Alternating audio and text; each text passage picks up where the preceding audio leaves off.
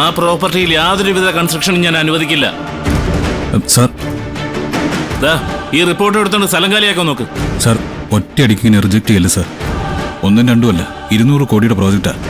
അവസാന നിമിഷം പറ്റില്ല എന്ന് പറഞ്ഞാൽ ഞാൻ പെട്ടുപോകും. ഇത് അവസാന നിമിഷം ആലോചിക്കേണ്ട വിഷയം അല്ലല്ലോ ഗൗതം.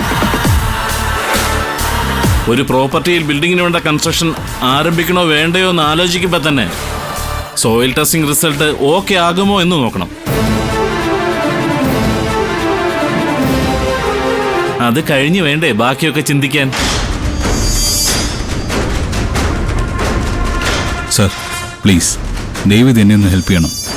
സാർ, ഒന്നുകൂടി ആ മണ്ണൊന്ന് പരിശോധിക്കണം. 200 കോടി രൂപയുടെ പ്രോജക്റ്റൊക്കെ മുടങ്ങുക എന്ന് പറയുന്നത് സത്യത്തിൽ കഷ്ടം തന്നെയാണ്. പക്ഷെ ഗൗതം, ഞാൻ നിസ്സഹായനാണ്. സാർ, ഇതെൻ്റെ ജീവിതമാണ്. എല്ലാം നഷ്ടപ്പെട്ട് സീറോയിൽ നിന്ന് തുടങ്ങി വരിക ഞാൻ.